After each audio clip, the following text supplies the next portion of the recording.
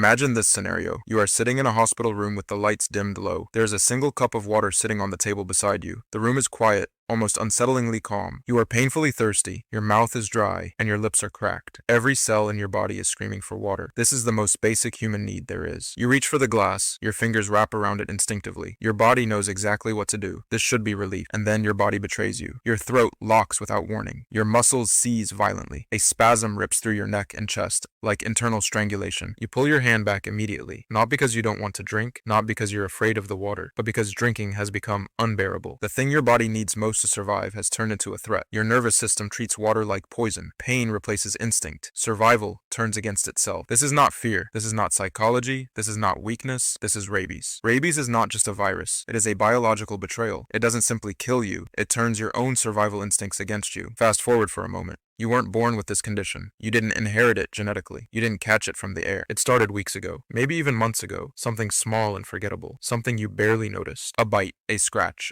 a lick on an open wound. Nothing that felt serious at the time. A dog, a bat, a cat, an animal you trusted or ignored. You cleaned the wound. You felt fine afterward. Days passed without symptoms. And eventually, you forgot about it. That's the genius of rabies. It doesn't rush. It doesn't announce itself. It waits. Unlike viruses that flood your bloodstream immediately, rabies behaves differently. It avoids triggering alarms, it avoids detection, it hides. After entering through saliva, rabies doesn't attack your blood. It doesn't alert your immune system. Instead, it settles quietly in nearby muscle tissue, out of sight and out of mind. There, it begins to multiply. Slowly, silently, patiently. Your immune system scans the body. It finds nothing alarming. No urgent threat detected, it concludes, and it stands down. This creates a dangerous illusion of safety. Days pass without incident. Weeks pass without symptoms. Sometimes even months go by. You feel completely normal. You go on with your life. But beneath the surface, something is changing. A biological time bomb is ticking. Then one day, rabies makes its move, quietly and deliberately. It finds a hidden doorway. A path no alarm system watches. The neuromuscular junction, the precise point where nerves connect to muscles. A perfect entry point, a biological blind spot. Using specialized surface proteins, the virus unlocks the neuron. Like a counterfeit key, it slips inside unnoticed.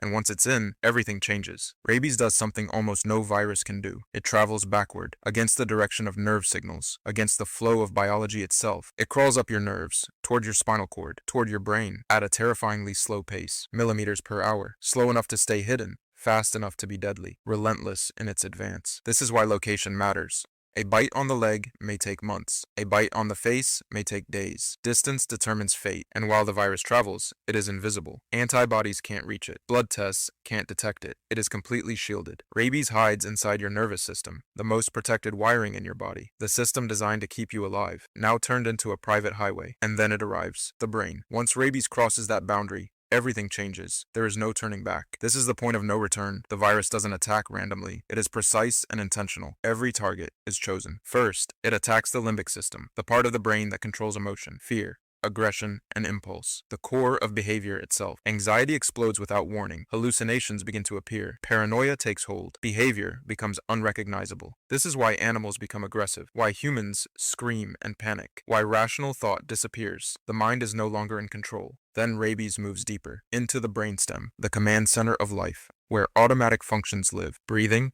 swallowing, heart rate, functions you never consciously control. This is where the real horror begins, because now survival itself is compromised. The body loses coordination, and instinct becomes pain. Now let's talk about hydrophobia, the symptom everyone misunderstands. Rabies patients are not afraid of water. They desperately crave it. They are dying of dehydration. Their bodies are screaming for relief, but when they try to drink, everything collapses. Their throat muscles convulse violently. This isn't psychological fear. This is neurological damage. The swallowing reflex has been destroyed. Pain replaces function. Every attempt to drink triggers spasms. Spasms that feel like suffocation. Even the sight of water is enough. Even the sound of it. The brain panics instantly. Muscles seize uncontrollably. Breathing becomes chaotic. The body enters survival chaos. This is why it's called hydrophobia, not because the mind fears water, but because the nervous system does. Survival itself is misidentified as danger. Your body refuses its most basic command. Drink, breathe, live. And here's the cruelest irony. This suffering may help the virus. By preventing swallowing, saliva builds up. Saliva filled with rabies particles. This increases transmission. One bite spreads more virus. Rabies doesn't just kill.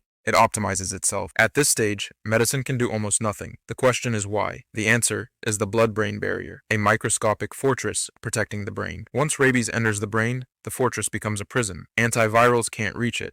Antibodies can't reach it. The virus is untouchable. Neurons do not regenerate. When they die, they are gone forever. Damage becomes permanent. Recovery becomes impossible. Death doesn't come from tissue damage. It comes from command failure. The brain can no longer tell the lungs to breathe, or the heart to beat correctly. Respiratory failure follows. Cardiac rhythm collapses. Coma sets in. Death arrives quietly. Once symptoms appear, rabies is almost always fatal. Not sometimes, not usually. Nearly 100%. And yet, rabies is one of the most preventable deadly diseases on Earth. This is the part most people don't realize, because rabies moves slowly. Time is your advantage. There is a race inside your body, between the virus and your immune system. If you act early, you win. If you wait, the virus does. The protocol is simple. Wash the wound thoroughly for 15 minutes. Soap destroys the virus's outer layer. Water flushes it out mechanically. Then comes vaccination, multiple doses over time, training the immune system, building a defensive army. In severe cases, immunoglobulin is added. Ready-made antibodies injected near the wound. Instant protection when time is critical. This is the final barrier. If done correctly and on time, rabies stops. The virus never reaches the brain. The outcome is reversed, almost 100% of the time. This is what makes rabies so tragic.